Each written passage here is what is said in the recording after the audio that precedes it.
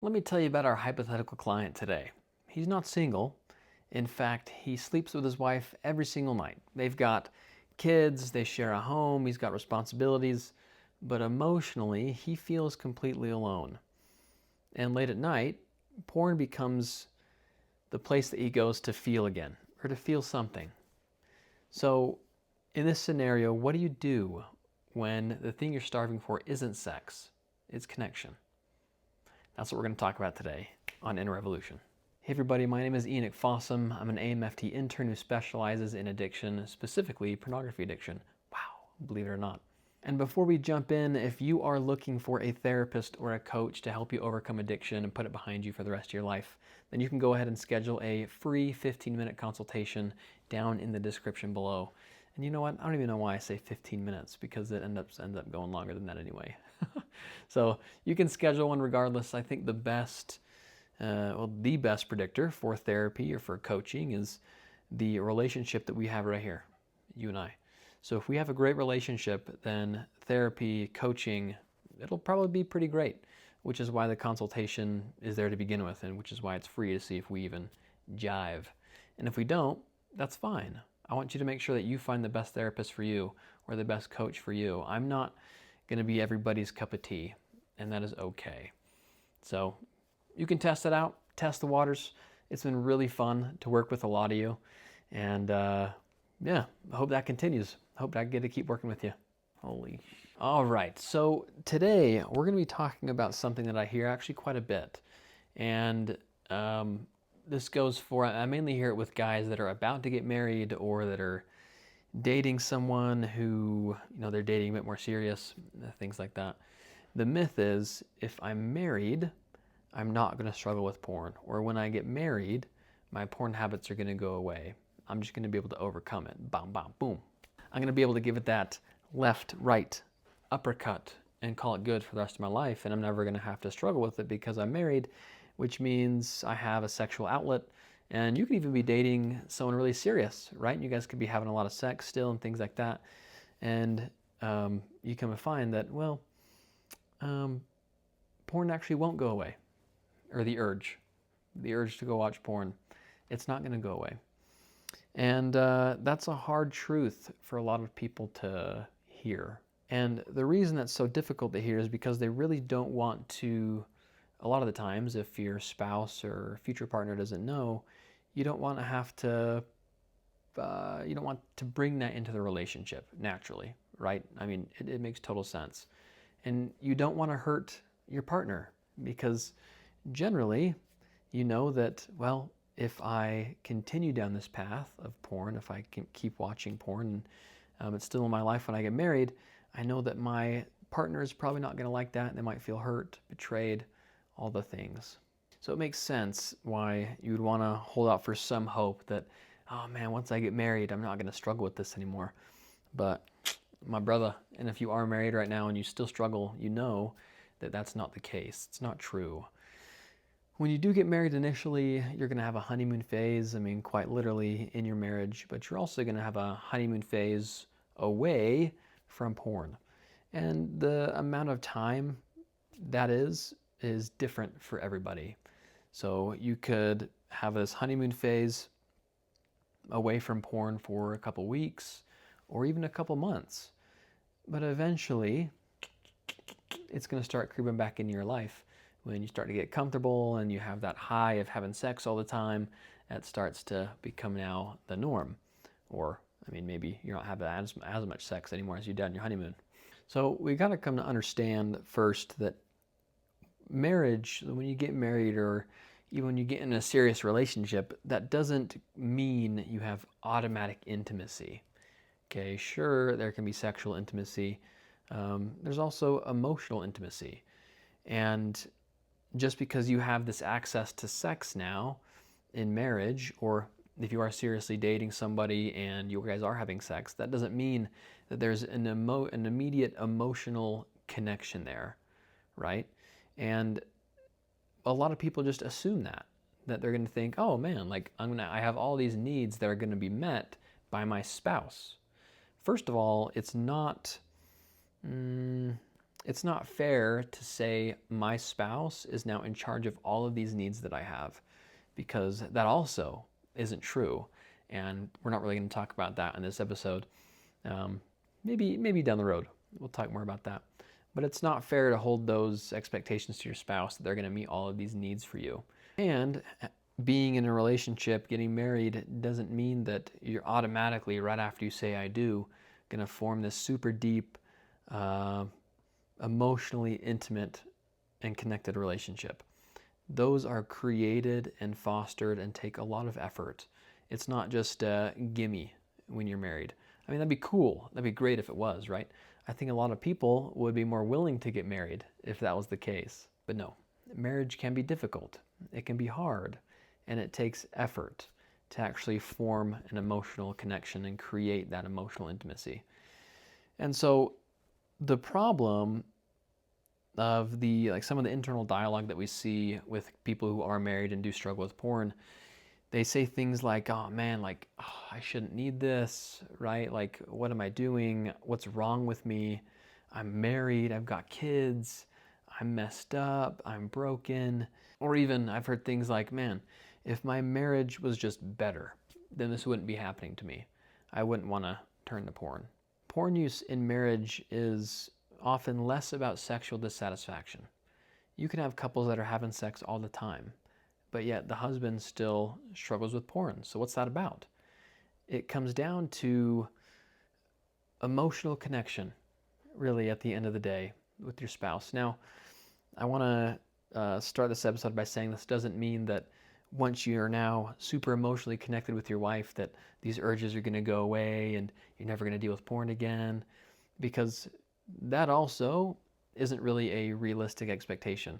However, being connected emotionally and having a strong bond with your partner will make it easier to work through things, will make it easier to overcome pornography and become the person that you want. And so this isn't really the answer to kicking porn the rest of your life. This is simply a tool that's going to help you do it easier. But for you, I mean, this could be a really big deal for you. And if this is addressed, then this might be one of the huge puzzle pieces in your sobriety, right? That click, once you have that emotional connection, a lot of your porn habits will seem to go away overnight. So that can happen.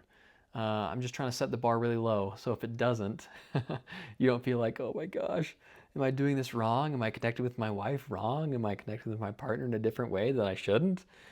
So don't freak out if as you start to work on this, porn stays, or even urges get stronger and harder to overcome, because that could certainly happen for a time as well.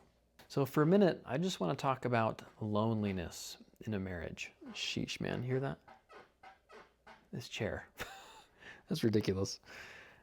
So you can be, I mean, I'm sure you've had this happen before in your life where you have been in a room full of people, but yet you don't feel known, you don't feel understood, you don't even feel like people care, or that they even see you, but you're in this room just full of people, maybe even full of family members, full of friends, or just out in public, right? You can be around so many people, but still feel lonely. Still kind of have that hollow feeling inside. And in a relationship, you can be touched, but not feel felt. Or you can be talked to, but not understood. And so to know if this is something that's going on in your marriage, here are a couple things to look at. So if you are in a relationship, think back, think of your current relationship that you're in. And some signs of relational loneliness are, one, your conversations stay super surface level. You don't really talk about your goals, your dreams, your desires, your fears, right? You kind of just stay on the surface level, like, how was your day? What'd you do? Good. All right. That's good. Do you want to go play some Minecraft or whatever? And you don't have those deep, raw conversations. Now, those don't have to happen all the time. If you're like, oh man, well, the last time I had one was last week. I had one in a couple days. Like, I think I'm emotionally lonely. Now, you could be, but those Those conversations don't need to happen all the time, okay? But if you haven't had them in, I mean, over a month, there's not really a time window to put on it. Some people need it more than others. So, I mean, over a month, then maybe, okay, maybe that could be a sign that you might be kind of creating distance there. Another sign is avoidance of conflict. So there are a lot of things going on in your marriage, in your relationship, and you have a fear of bringing them up, and you don't bring them up because of this fear of conflict.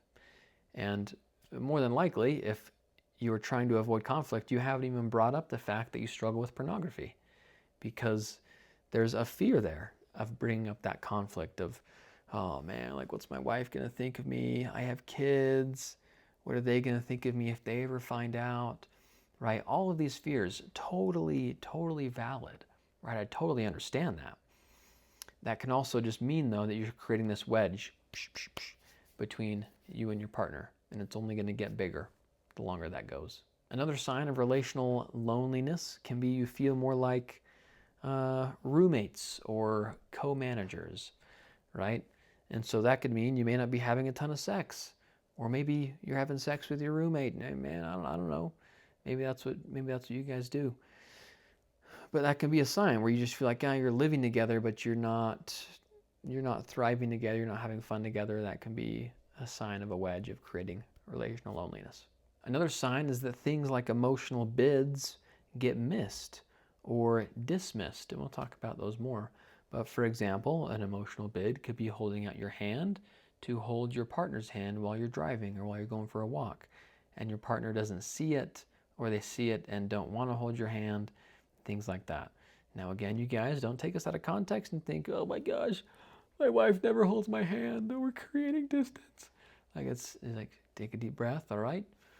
That's just a sign. That's just a little example of what an emotional bid could be. It's the easiest one, hand holding. And the last sign we'll talk about is that both of you seem to stop trying, or one of you seems to stop trying in the relationship. You stop trying to put an effort to the two of you, to you as a unit. And it kind of goes back to that feeling of a roommate or co-managers, right? That you just kind of live together and that's it. You don't want to put forth any more effort. Or rather, you are sick of trying. Maybe not that you don't want to. So loneliness in a marriage isn't loud, it's not quiet, it's really subtle, and it can be really dangerous. There's a term called marital entropy, and this is the idea that the moment you get married, you're going to start going downhill unless you work on it, okay? You're going to spiral out of control, spiral down very slowly if nothing is done about it. So if you got married tomorrow and you didn't do anything to grow together, to continue to get to know each other, then eventually you'll look up and think, oh man, how did I how did I fall this far? And we used to have such a great connection and now we don't. What happened? So the way around that is to continue to work on yourself, and we'll yourself and yourself as a unit, but we'll talk more about that later. So think about the space that we just created, okay? This scene of being emotionally distant. Okay, let's go back up here and say, so for a minute now, think of this scenario. Conversations with this couple always are super surface level. They don't talk about dreams, what they want, their goals, their fears, their insecurities, none of that.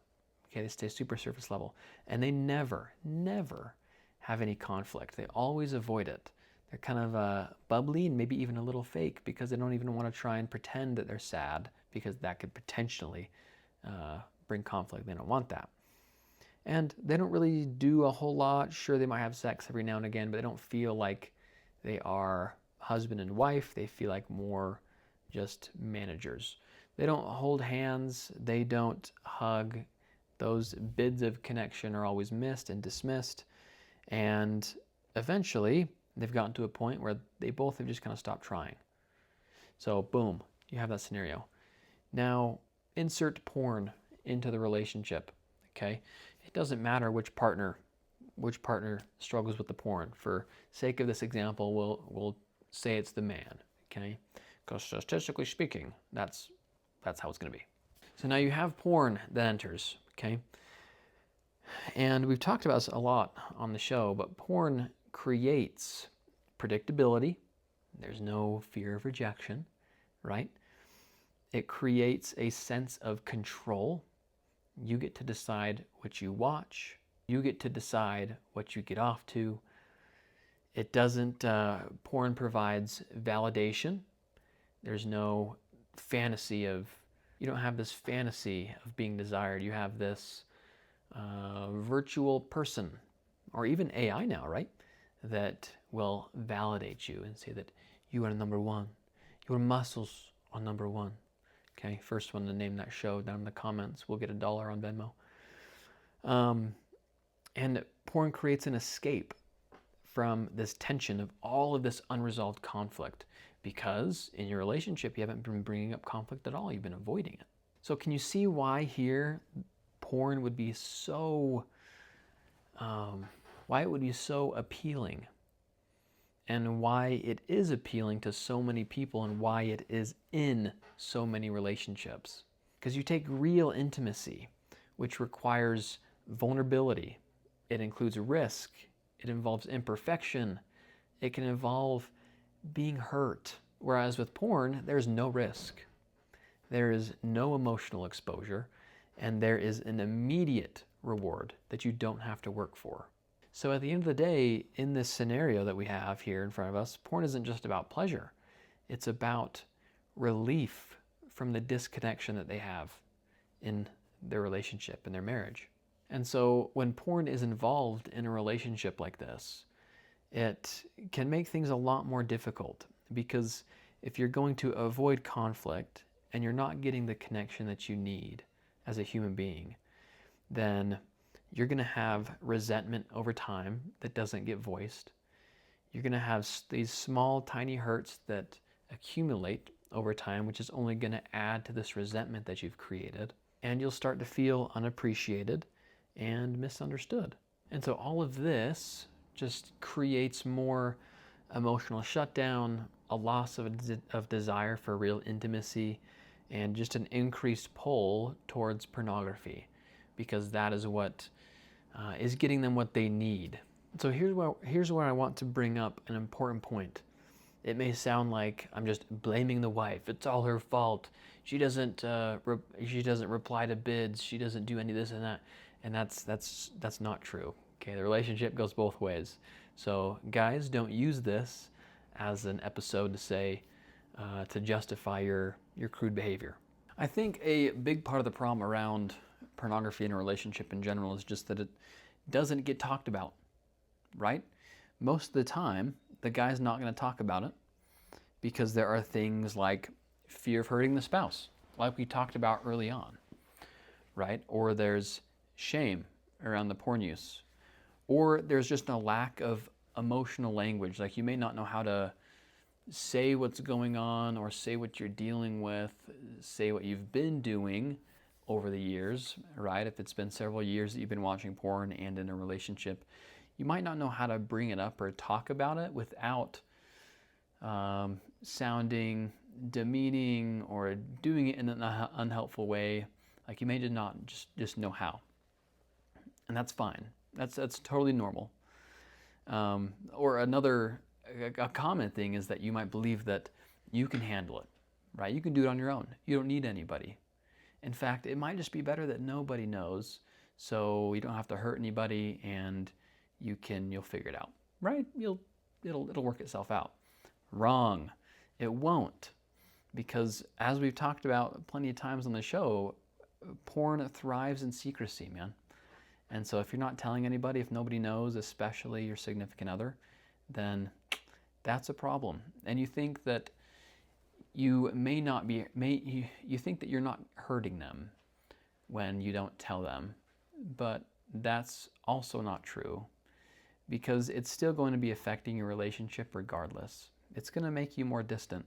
You're not going to be able to connect with your spouse on the level that she wants, or on the level that you that you strive for, that you wish you could, which is why you turn to porn, because you have a hard time coping with that idea that you can actually have a deep, meaningful conversation or relationship with your significant other.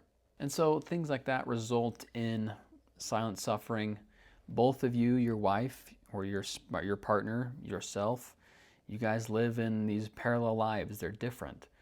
And you don't talk about it. So neither of you really know what's going on in each other's life, because your conversations are so surface level, and that's only going to be deepening the isolation that you feel with each other. And so pornography becomes this wedge that you have. Even if your spouse doesn't know, that wedge is still there. So at this point, what do you do? Right? What should we do at this point? I think first we need to come to understand that pornography is not about your spouse. It's not about your partner, right? If you were in a relationship with anybody else, these problems would still be here. You take, man, my shoulders, they're so pointy. This shirt makes me look like I'm wearing like a suit, or I'm like someone from Star Trek. But you take the most attractive celebrity, okay, your celebrity crush. Let's say you were married to them. You would still struggle with pornography. It would still be here.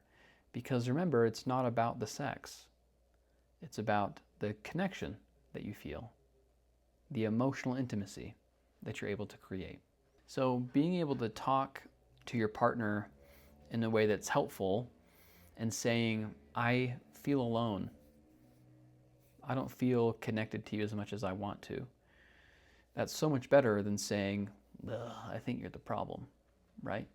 And let's say you guys aren't sexually intimate. You guys aren't close at all in any way. It's not helpful to say, we just need to have more sex, you know? You just need to please me more and I won't have this problem. Because that's not it either. And so helping your partner understand how you feel, which takes reflection, right? It takes time for you to think about how you feel and think about what feelings you're trying to avoid when the urge shows up. The urge just doesn't, like 99% of the time, doesn't show up just willy-nilly, right? Like just, hey, go watch porn because you feel so great right now and you feel like you have so much purpose, so go watch porn. No, right? It doesn't come up like that. So really, really, really try and tune in to the feelings that you have. When you have an urge, smack you upside the head, think, okay, take a step back. What feelings am I not ready to feel right now? What feelings am I avoiding? What feelings am I trying to run away from? And those are the feelings that you bring up in your conversations with your significant other. Saying, I feel really stressed and I don't quite know how to handle this. I've got a lot on my plate right now. Let's say you just became a new dad. Like I just became a new dad. Obviously you became a new mom. I don't know how to do this dad thing. It's causing me a lot of stress. You know, whatever it is. Really tune into yourself and find those underlying emotions. That way you can point out what it actually is that you're dealing with rather than pointing fingers and saying, it's you, you're the problem, because that's not true. And then over time, you want to consistently engage in small connection moments. And so little emotional bids, like if your partner says, hey, I would love to watch a movie with you, rather than dismissing it or saying, I'm too busy or whatever. Like really try and take some time to do things that your spouse wants. If your spouse really likes holding hands, then what you can do is hold her hand while you're driving, hold her hand while you're walking. Maybe put your hand on her leg, on her thigh while you're driving or doing whatever, right? Try and find the small moments. And when your spouse reaches out for bids, little emotional bids of connection, are you willing and ready to accept those? And here's the secret, okay?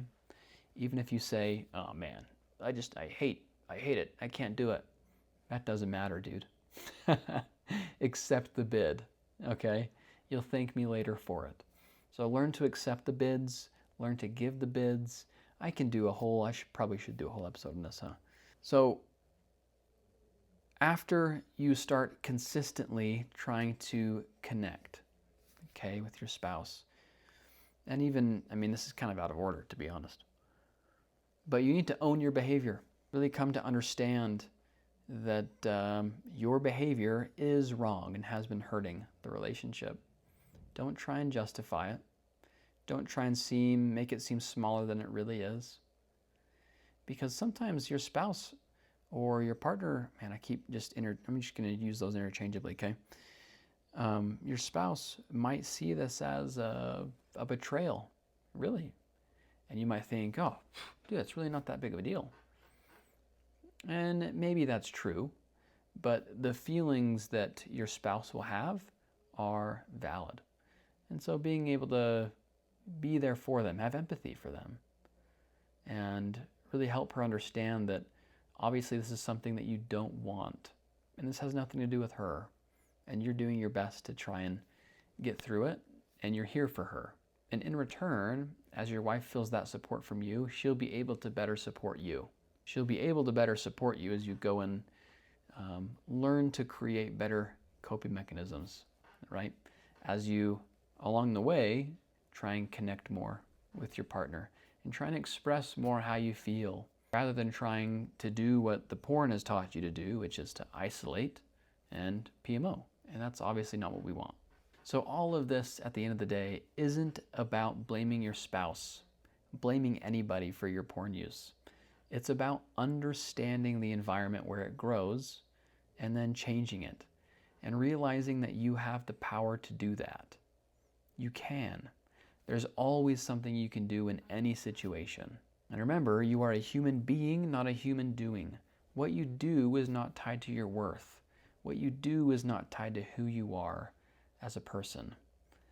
And so take a step back. Don't tie yourself to your behavior.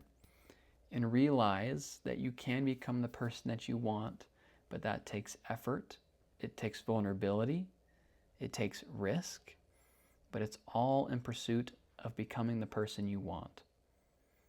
I hope you guys learned something new.